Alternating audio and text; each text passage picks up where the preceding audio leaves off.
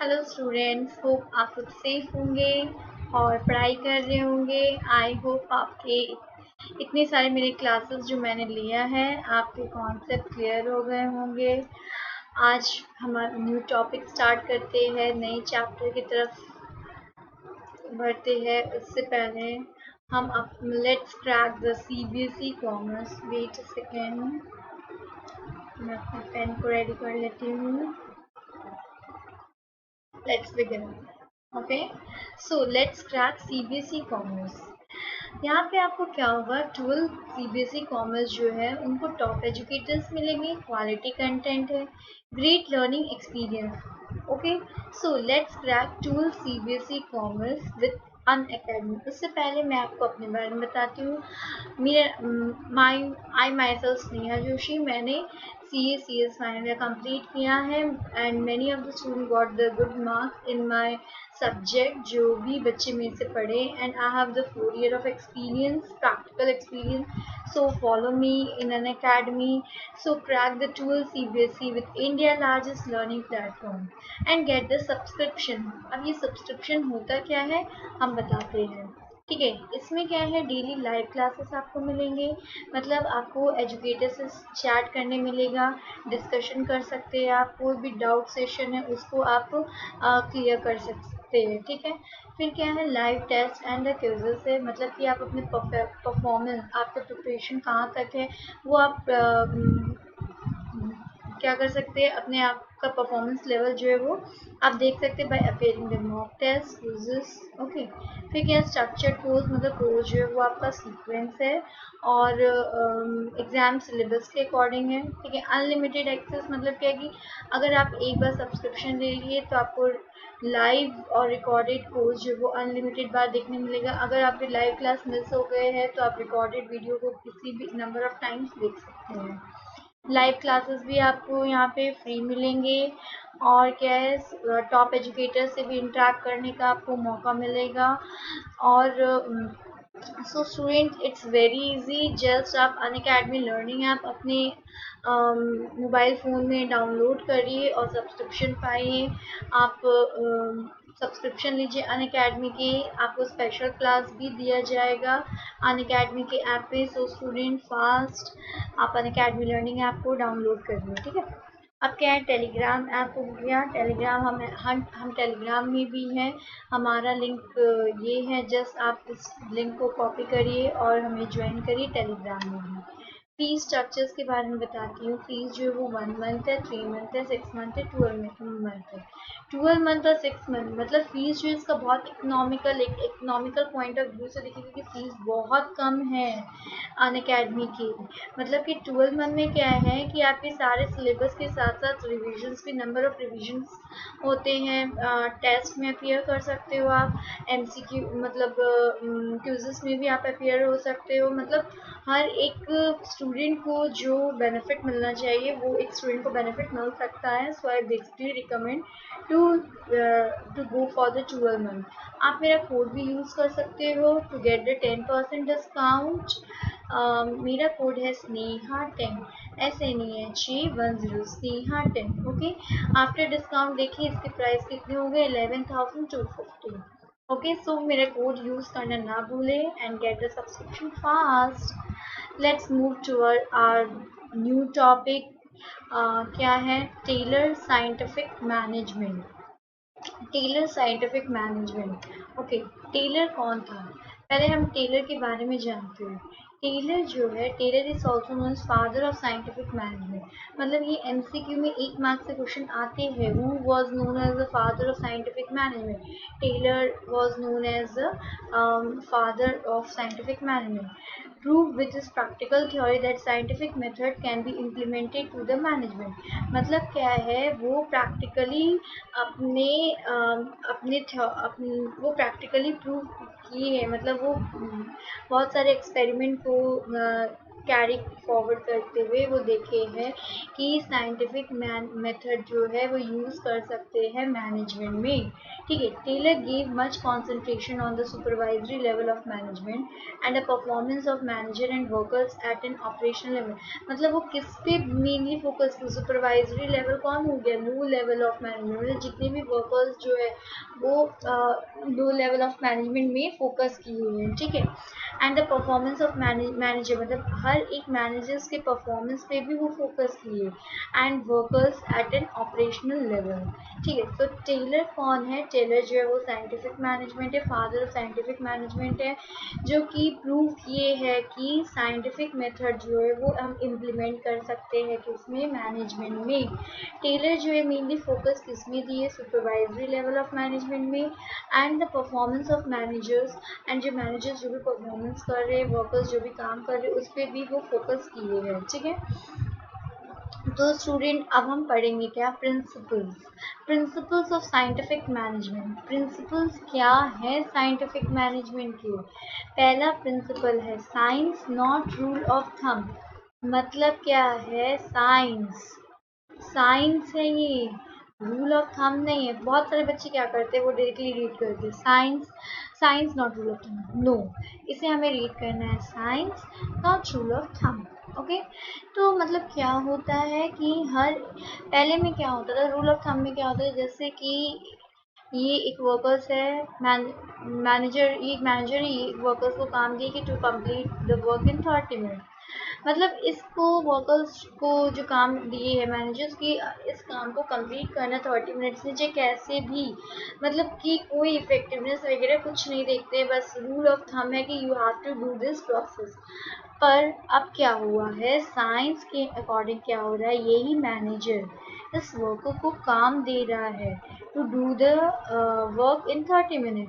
तो इसमें क्या हो रहा है कि, पर टेलर ने क्या ऑब्जर्व किया कि इस 30 मिनट में हमें देखना है कितना इफ़िशिएंट लगता है, क्या रिसोर्सेस लग रहा है, क्या रिसोर्सेस लग के कि कितना कितना इफ़िशिएंट लग रहा है, कितना टाइम लग रहा है कि इस वर्क को हम कितने टाइम में कंप्लीट कर सकते हैं। तो ये क्या बोलता है साइंस, रूल ऑफ थंब बोलता है कि anyhow you have to complete, पर साइंस ऐसा नहीं बोलता है। तो let's move. Before Taylor developed the principle of management, the rule of thumb was widely used concept. मतलब क्या है कि जब टेलर जो है वो डेवलप नहीं किया प्रिंसिपल ऑफ मैनेजमेंट, तो पहले क्या यूज़ होता था, rule of thumb, rule of thumb को यूज़ करते थे। ठीक है, under the rule of thumb each manager handle a situations or problem based on his or her understanding as and when it arose using a trial and error method। मतलब क्या है, under the rule of thumb, rule of thumb में क्या होता था, मतलब कि manager जो है वो अपने अकॉर्डिंग प्रॉब्लम को अंडरस्टैंड करता था और trial and error method use करता था। मैनेजर जो है वो एक दूसरे से कंसल्ट नहीं करके बस अपनी सिचुएशंस, ऑर्गेनाइजेशन से सिचुएशन को खुद से हैंडल करता था। तो ये क्या है, रूल ऑफ थंब है। ठीक है, साइंस नहीं है। So it was an easily applicable process but was very vague and incorrect technique of determining the solution to the problem। मतलब ये easily applicable हो जाता है पर ये incorrect technique था of determining the solution to problem। मतलब किसी भी problem का solution निकालने के लिए ये easily applicable हो जाता था, पर incorrect technique मतलब ये technique जो है वो accurate नहीं था, correctly नहीं था। ठीक है, अब क्या पढ़ते हैं, Taylor fostered the introduction of scientific method। अब टेलर ने क्या किया, साइंटिफिक मेथड्स को इंट्रोड्यूस किया। क्या इंट्रोड्यूस किया, साइंटिफिक मेथड को। He believed that for every work there is only one best method of doing it। मतलब क्या है, टेलर क्या बिलीव किए कि हर एक काम को करने के लिए एक बेस्ट मेथड बनाया गया है। साइंस ऐसा कहता है, टेलर ने साइंटिफिक मेथड को इंट्रोड्यूस किया। He wanted manager to take decision on the basis of logic and science rather than the rule of thumb। मतलब वो टेलर चाहते थे कि मैनेजर जो है अपने जो भी डिसीजन है वो लॉजिक पे डिसीजन ले, साइंस पे डिसीजन ले, rather than the rule of thumb। मतलब क्या, रूल ऑफ थंब जो है वो अब्यूज नहीं होते हैं। रूल ऑफ थंब जो है वो अब यूज़ नहीं होते। इसमें क्या बोलते हैं कि मैनेजर जो है जो भी डिसीजन लेंगे ऑर्गेनाइजेशंस के, जो भी डिसीजन लेते हैं ऑर्गेनाइजेशंस के, तो वो डिसीजन किसके बेसिस पे लेंगे, लॉजिक के बेसिस पे लेंगे एंड साइंस के बेसिस पे लेंगे, rather than the rule of thumb. Okay, I hope ये समझ में हो गया होगा, science not rule of thumb. अब क्या पढ़ेंगे, हार्मनी नॉट डिस्कॉर्ड। बहुत सारे प्लेस में क्या होता है, जैसे ये वर्कर है, ठीक है, ये मैनेजर मान लो, ये वर्कर है और ये ओनर है। ओनर और वर्कर, मतलब ओनर मैनेजर जो है ये ओनर और वर्कर के बीच का मीडिएटर है। मीडिएटर है मतलब क्या है कि मैनेजर जो क्या करता है, सारे काम जो है वो वर्कर्स को देता है। तो वर्कर्स कभी क्या होता है कि मैनेजर का काम रहता है कि वो सारे काम वर्कर्स को दे, किसी तरह काम कराना है मैनेजर्स को। पर वर्कर्स जो होते हैं, वर्कर्स अगर पीसफुल इन्वायरमेंट नहीं रहता है ऑर्गेनाइजेशंस के काम पे, तो वर्कर्स अपने काम नहीं करेंगे। वो क्या करेंगे, स्ट्राइक पे जाएंगे। अगर वर्कर्स को नहीं सुना जाता है सॉरी, वर्कर्स को नहीं सुना जाता तो वो क्या करते हैं, स्ट्राइक पे जाते हैं। तो जिसके कारण अब टेलर्स ने क्या क्या बदलाव लाया हम देखते हैं। ये डिस्कॉर्ड नहीं है, हार्मनी होना चाहिए। पहले क्या होता था, डिस्कॉर्ड होता था। अब टेलर्स क्या कहलाए, Taylor emphasis that managers and workers should maintain a harmonious work environment. मतलब क्या है कि जो भी मैनेजर्स है, वर्कर्स है, वो वर्क पे क्या एक हार्मनी रिलेशंस लाना चाहिए, वर्क इन्वायरमेंट होना चाहिए। They should realise the interdependence and work in amity. मतलब एक दूसरे पे डिपेंड होना चाहिए, ठीक है। He introduce this principle. ये प्रिंसिपल क्यों इंट्रोड्यूस हुआ, for peaceful coexistence of worker. हर एक वर्कर जो है वो पीसफुल रहे, हर एक वर्कर के बीच में, मैनेजर के बीच में, एम्प्लॉय के बीच में एक पीसफुल रिलेशनशिप बना जाए, जिसके कारण वर्कर्स एम्प्लॉयज जो है वो अपने काम अकॉर्डिंगली ऑर्गेनाइजेशंस के गोल के लिए करेंगे, और टू सो दैट ऑर्गेनाइजेशन जो है वो अपने ऑब्जेक्टिव को अचीव कर सके। ओके, तो ये क्या किए, he introduce this principle for the peaceful coexistence of workers and employ, which will help to improve the efficiency of workers generally feel, workers generally feel that they are overburdened and underpaid। Her time क्या होता है, worker को क्या लगता है कि उन लोग को बहुत काम दिया जाता है और पे भी नहीं मिलता है, इंसेंटिव भी नहीं मिलता है, बोनस भी नहीं मिलता है। तो जिसके कारण कि वर्कर्स का जो है वो काम करने का मन नहीं करता है, ये they are not focused in the work, whereas the management feel that. अब वही ऑपोजिट मैनेजमेंट क्या फील करते हैं कि वर्कर्स जो अपने काम पे फोकस नहीं रहते, they do not work efficiently. मतलब वर्कर्स और मैनेजमेंट के बीच में हमेशा एक कॉन्फ्लिक्ट रहता है, ठीक है। इस कॉन्फ्लिक्ट को हटाना पड़ेगा।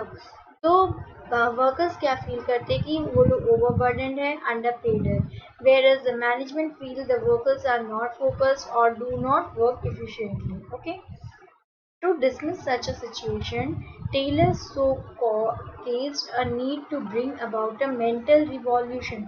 मतलब क्या, टेलर क्या किए, उन लोग के माइंड में ऐसा चेंजेस लाए कि उन लोग की थिंकिंग, वे ऑफ थिंकिंग भी वर्कर्स के और मैनेजर के बीच में जो है वो ऐसा दिमाग में थिंकिंग में चेंजेस लाए, जिसके कारण कि क्यों क्यों लाए, क्या लाए कि हार्मनी रिलेशन होना चाहिए। तो टेलर ने क्या किया, एक पीसफुल एनवायरनमेंट क्रिएट करने का कोशिश किया। तो ये पीसफुल एनवायरनमेंट कैसे हुआ, साइंटिफिक मेथड्स, जिसको बोलते हैं principal of scientific management. Okay, to dismiss such a situation, Taylor showcased a need to bring about mental revolution.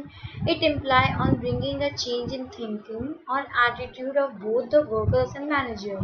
Then no trade union, जिसके कारण क्या होता है, दोनों के थिंकिंग में चेंजेस आ जाता है, एटीट्यूड चेंज होते हैं।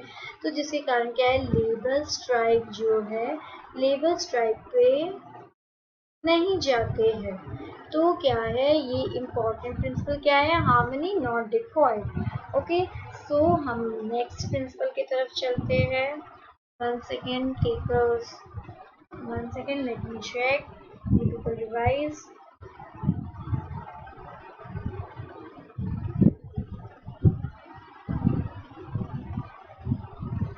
Okay.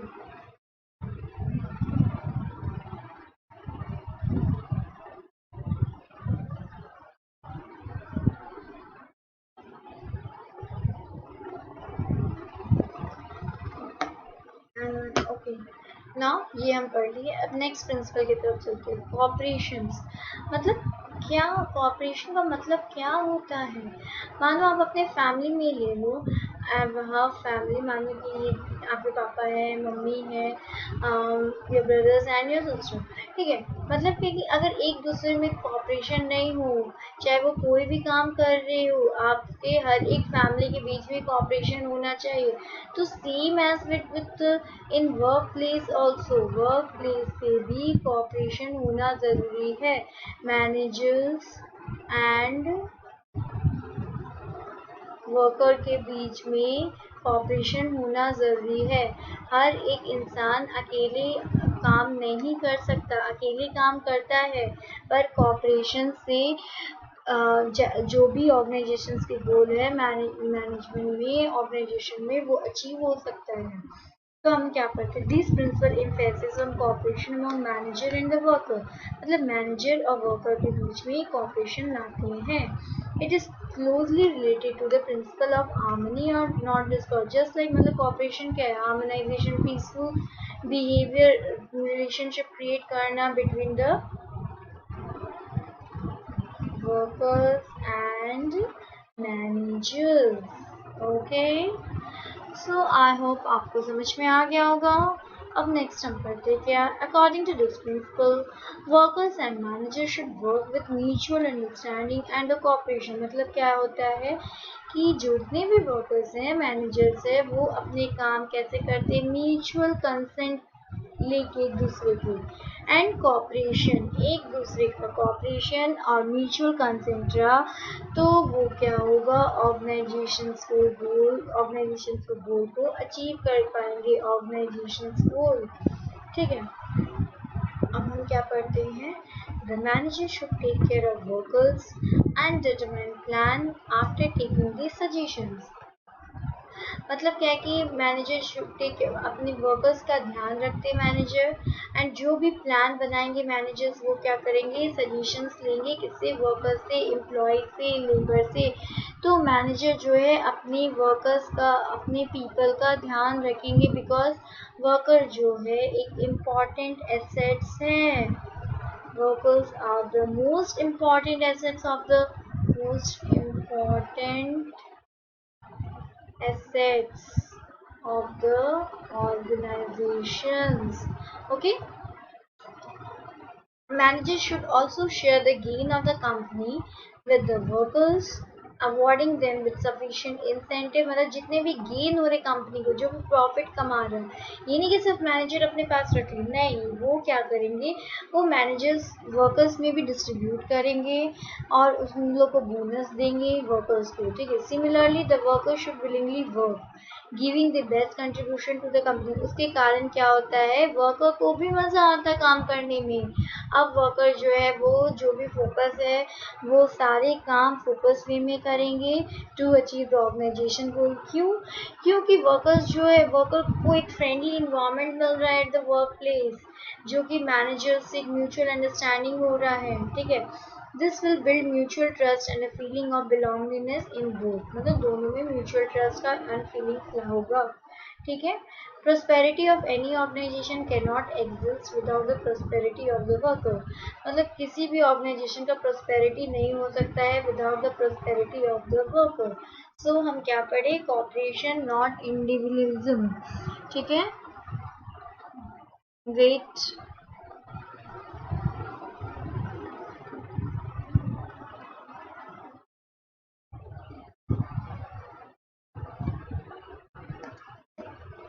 आई होप आपको समझ में आ गया होगा। Next, let's move our next class. Next topic क्या है, development of workers to the greater efficiency and prosperity. मतलब हर एक वर्कर्स का डेवलपमेंट भी होना ज़रूरी है। to the greatest efficiency and prosperity. तो अब टेलर ने कौन से प्रिंसिपल लाए हैं? Any organisation should focus on the development of its worker along with the company's growth. मतलब क्या कि हर एक ऑर्गेनाइजेशन जो है वो फोकस करेगी क्या? Development of the worker. Worker के डेवलपमेंट होना बहुत ज़रूरी है along with the company growth. ठीक है। This is because the efficiency of a company is directly, मतलब कि कंपनी की इफिशियंसी किस पे डिपेंड है?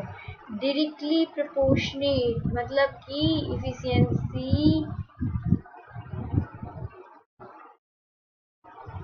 Efficiency of company equal to efficiency of worker. अगर वर्कर इफिशिएंट वे में नहीं काम करे तो कंपनी जो है वो बंद हो सकता है, शट डाउन हो सकता है। सो दो both are directly proportional to the efficiency of its worker. Worker can be equipped with the required skill through various training. मतलब वर्कर को अपने स्किल्स को सुधार लाने के लिए क्या कर सकते हैं? वर्कर्स को ट्रेनिंग प्रोवाइड कर सकते हैं, ट्रेनिंग प्रोग्राम्स कंडक्ट कर सकते हैं बाय द ऑर्गेनाइजेशन। मतलब कि क्या क्या वर्क प्लेस, मतलब he should know to handle the working conditions of the organization। ठीक है। effort toward increasing efficiency should be at the very first step, that is while hiring the worker। मतलब क्या कि फर्स्ट स्टेप में ही effort देना पड़ेगा। क्यों? क्योंकि इस टाइम क्या होता है, वर्कर्स जो है वो फर्स्ट स्टेज पे रहते हैं, तो इस टाइम क्या ट्रेनिंग प्रोवाइड किया जाता है, फिर कोई सेमिनार भी अटेंड करवाया जाता है वर्कर्स को। ठीक है। फिर employ should be recruited in a scientific manner. मतलब एम्प्लॉय का जो भी सिलेक्शन होगा वो साइंटिफिक मैनर के अकॉर्डिंग होना चाहिए। They should be assigned work according to the mental और फिजिकल क्वालिटीज। मतलब क्या है कि जो भी वर्कर्स और एम्प्लॉय को काम दिया जाएगा उसके फिजिकल एबिलिटीज, उसके मेंटल एबिलिटीज, मतलब अकॉर्डिंग टू द क्या बोले, अकॉर्डिंग टू द डिमांड्स, मतलब जो उनके अंदर क्रिएटिविटी स्किल है उस अकॉर्डिंग की तरह उसको काम असाइन किया जाता है। फॉर इंक्रीजिंग एफिशिएंसी वर्कर को एक प्रॉपर ट्रेनिंग देना कंपलसरी है। एफिशिएंसी के लिए ट्रेनिंग, एक ट्रेंड वर्कर होना ज़रूरी है। सो ट्रेनिंग प्रोवाइड करेगा और management. Techniques of scientific management, उससे पहले हम रिवाइज कराते हैं हम क्या क्या पढ़े हैं। हम पढ़े हैं टेलर साइंटिफिक मैनेजमेंट, ओके। उसके बाद में पढ़े फादर साइंटिफिक मैनेजमेंट कौन है? FW Taylor, okay. अब प्रिंसिपल पढ़े, कितना प्रिंसिपल था? 4 प्रिंसिपल है। पहला हम पढ़े science not rule of thumb, okay. फिर क्या है? हार्मनी नॉट डिस्कॉर्ड, मतलब हार्मनी रिलेशंस होना चाहिए, पीसफुल रिलेशनशिप होना चाहिए between the workers and the employ. फिर क्या? कॉपरेशन होना चाहिए वर्क प्लेस पे, सो दैट कि वर्कर्स और मैनेजर दोनों को काम करने में मज़ा आए। म्यूचुअल अंडरस्टैंडिंग होना चाहिए, प्रोस्पेरिटी होना चाहिए वर्क प्लेस पे। फिर क्या है कि वर्कर्स को डेवलप करना बहुत कंपलसरी है, क्योंकि वर्कर्स की efficiency is equal to efficiency of the organisation. So training, एक ट्रेनिंग प्रोग्राम कंडक्ट किया जाता है, प्रॉपर ट्रेनिंग देना बहुत ज़रूरी है। अब हम क्या पढ़ेंगे? Techniques of scientific management. क्या क्या टेक्निक्स है पहले हम वो देखते हैं। पहला क्या है? Functional foremanship. ठीक है, थोड़ा आपको लिखने में प्रॉब्लम होगा, सो मैं यहाँ आपको लिख देती हूँ। फंक्शनल फॉरमैनशिप, ठीक है। स्टैंडर्डाइजेशंस and significance of work and simplification of work, simplifications of work, ठीक है। दूसरा क्या है? थर्ड क्या है? Motion study. फिर क्या है? Time study. फिर क्या है? Fatigue study.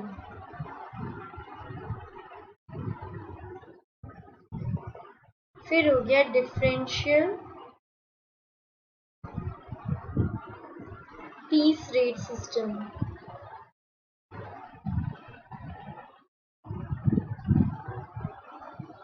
So techniques of scientific management, techniques of scientific management क्या क्या है?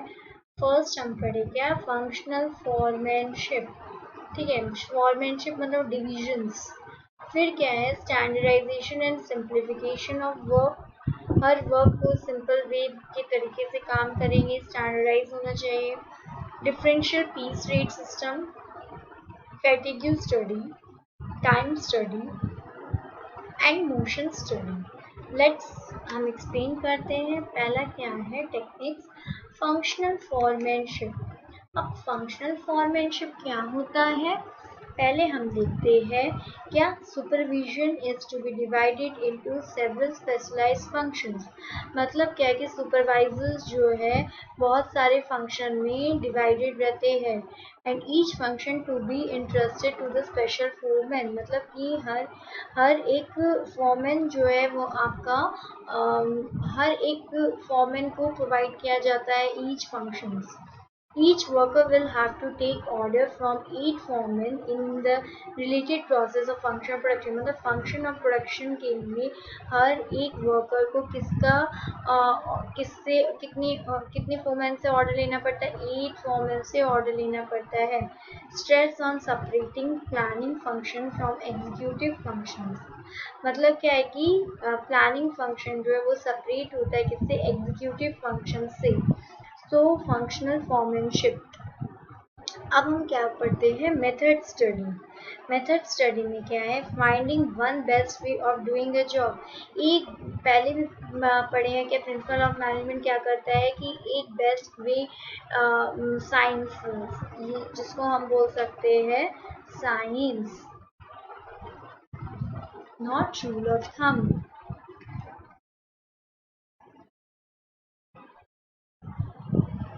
ठीक है, मतलब finding the one best way of doing a job.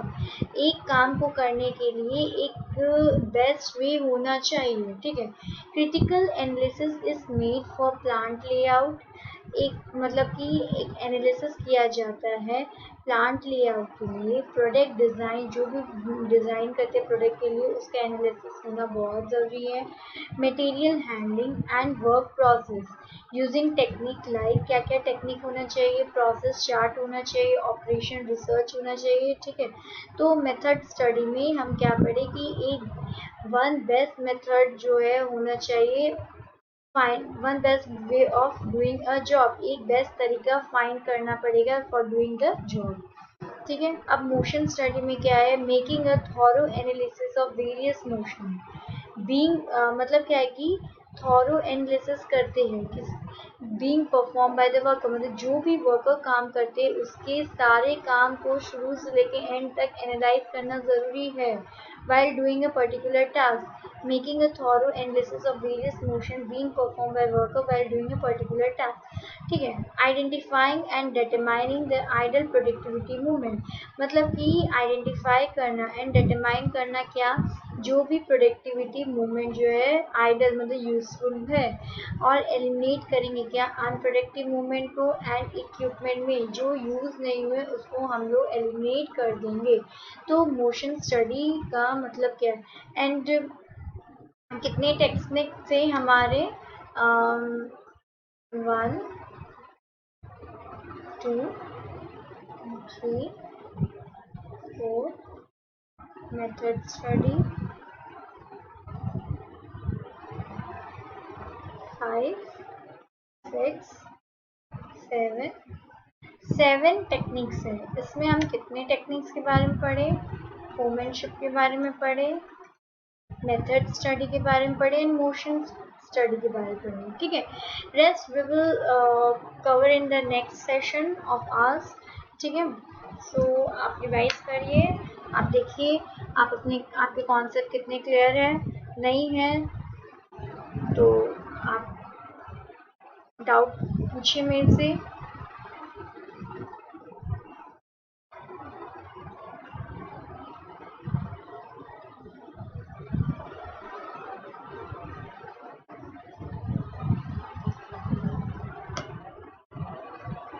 अब हम क्या पढ़ते हैं डिफरेंस, मतलब पहले हम क्या क्या पढ़े थे।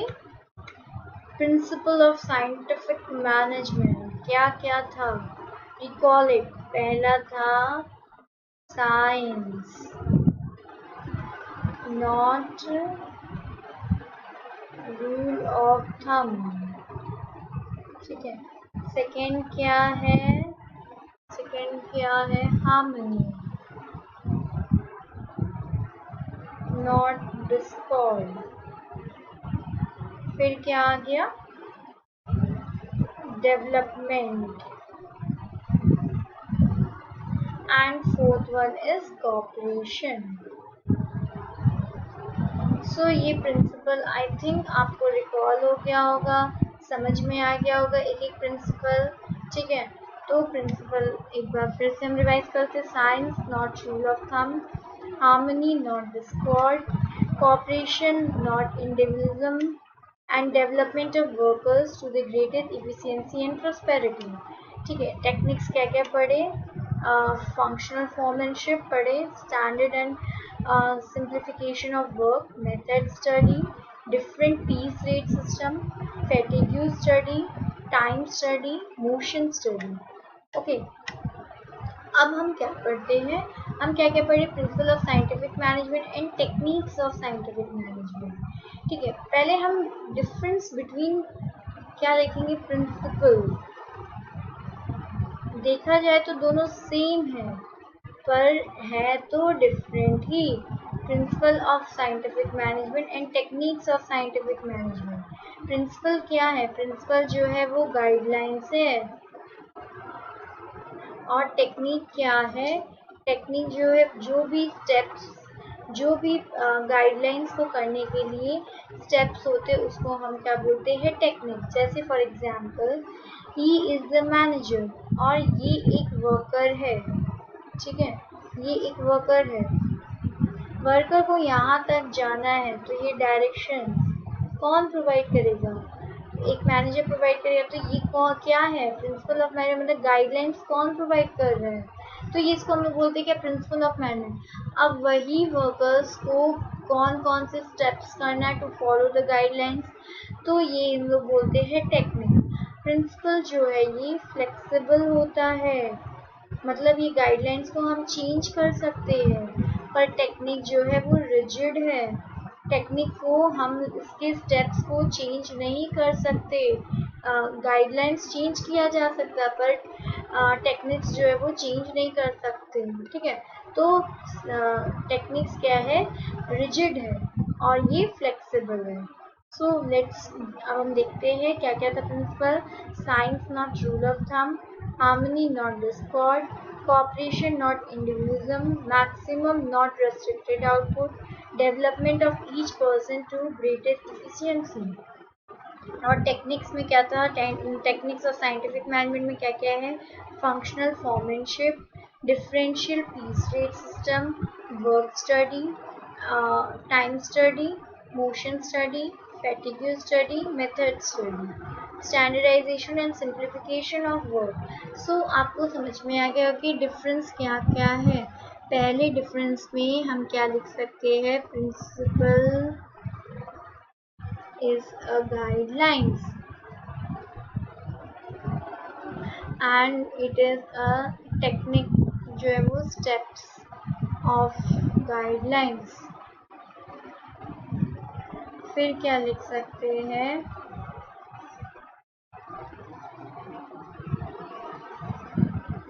ये क्या है, फ्लेक्सिबल है, ये क्या है, रिजिड है, ओके।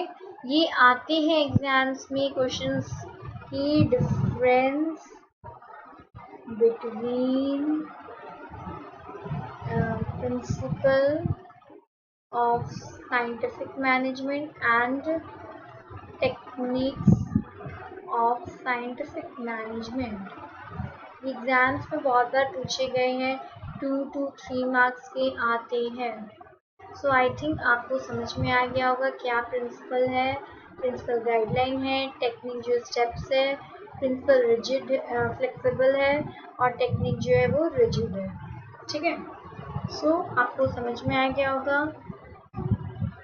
आई होप ये क्लास आपको समझ में आ रहा होगा। जो भी आपके डाउट्स हैं आप क्लियर कर सकते हो मेरे से whenever you want। मैं I am always available for you people. ठीक है, हम डाउट सेशन भी क्लियर करेंगे आपके। अब कुछ मैं आपसे एमसीक्यू पूछती हूँ, कुछ क्वेश्चंस पूछती हूँ आपको इस सेशन से रिलेटेड। ठीक है, क्या management should be find the one best way perform a task, which technique of management state that man. बताइए कौन से टेक्निक है कि one best way to perform the task. I am waiting for your answer. Answer में answer करिए मुझे कि कौन सा बेस्ट वे है टू, कौन सा टेक्निक है मैनेजमेंट की to do the one best way होना चाहिए अपने काम को करने के लिए, टू परफॉर्म अ टास्क। हम पढ़ाए हैं आपको कौन से है ये, आप देखिए यहाँ से, ये है method of study. So right answer क्या है, मेथड ऑफ स्टडी। मतलब कि ऐसे क्वेश्चंस आते हैं, दिस इज 1 मार्क्स। ओके, तो मैंने बताया आपको पहले भी, आपके एग्जाम्स के क्वेश्चंस जो है शॉर्ट क्वेश्चंस रहते हैं। ओके, लॉन्ग क्वेश्चंस भी आते हैं। केस स्टडी जो है very important. So student, I know कि ये जो चैप्टर जो पढ़ा रहे हैं प्रिंसिपल ऑफ मैनेजमेंट, मतलब प्रिंसिपल मतलब कि बोरिंग चैप्टर्स है। आई नो स्टूडेंट कि मैं आपके बात पे सहमत हूँ, पर क्या करें, पढ़ाई तो करनी होगी अब। लेकिन ये एक अभी आप थ्योरी पढ़े, आगे आप कोई भी सेक्टर कंपनी में काम करेंगे तो ये सारे थ्योरी वहाँ एप्लीकेबल होते हैं। फिर आपको समझ में आता है कि ओ मैम ने ये पढ़ाया था, ओ ये तो हमने पढ़ा था, जो भी अप्लाई किया जाता है। सो केस स्टडी जो है वो जनरली आती है इस चैप्टर से बहुत। सो इस चैप्टर को अच्छे से पढ़िएगा। थ्योरी है, बोरिंग चैप्टर्स है, पर बोरिंग को मैं और अच्छे से पढ़ाऊंगी। और एमसीक्यू आते हैं, तो एमसीक्यू आपके बहुत स्कोरिंग है, ट्विस्टेड क्वेश्चन भी रहते हैं, कभी डायरेक्ट क्वेश्चन भी रहते हैं। तो जैसे ये डायरेक्ट क्वेश्चन हो गया कि one best way to perform a task, techniques of management. ठीक है, तो ये क्या आंसर है, मेथड्स ऑफ स्टडी। अब दूसरा क्या है, by profession F.W. Taylor was a mechanical engineer, mining engineer, psychologist और ह्यूमन रिसोर्स ऑफिसर। मतलब क्या थी उसका प्रोफेशन क्या था टेलर का। टेलर के प्रोफेशन जो है वो मैकेनिकल इंजीनियर थे। ठीक है, ये आगे के सेशन में मैं आपको बताऊंगी कि टेलर के डिटेल में और बारे में कि वो क्या क्या प्रोफेशन अचीव किए थे।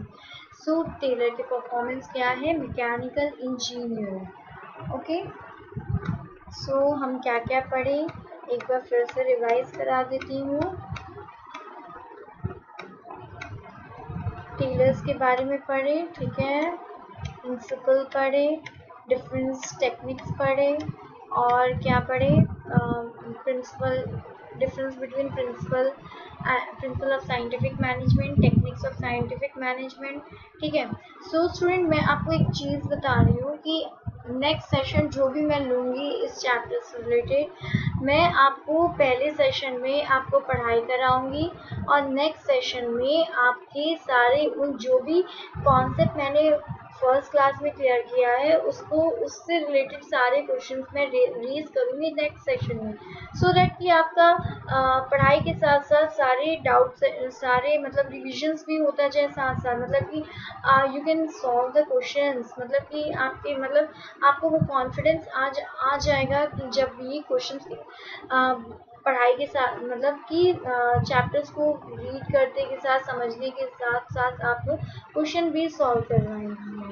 सो वो जल्द वो आपके सेशन में लेके आऊँगी, 2 टाइम्स आऊँगी मैं अब।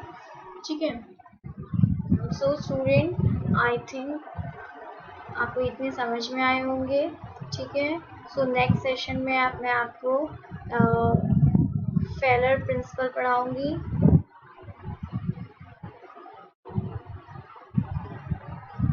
प्रिंसिपल ऑफ मैनेजमेंट, अभी तक हम लोग ने क्या क्या पढ़ा है?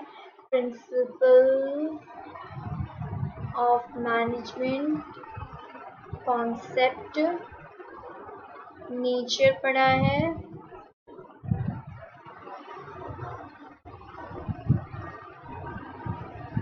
Significance,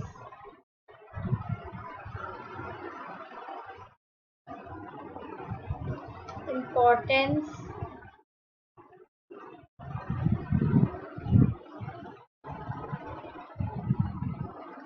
and Taylor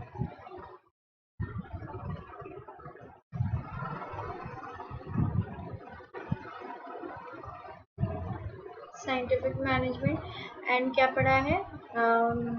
techniques.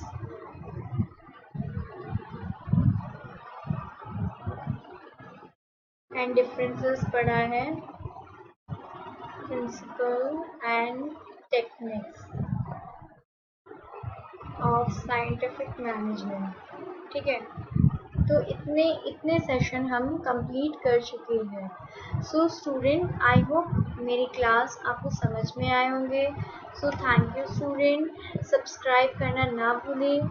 YouTube पे सब्सक्रिप्शन बटन है, उसको आप बस प्रेस करिए, सब्सक्राइब करिए, कमेंट करिए, जो भी आपके डाउट सेशन है वो उसको क्लियर करिए। और एक बात और, don't forget to use my code. मेरा कोड है स्नेहा10 to get the subscription, and bell icon को हिट करना ना भूले फॉर द नोटिफिकेशंस।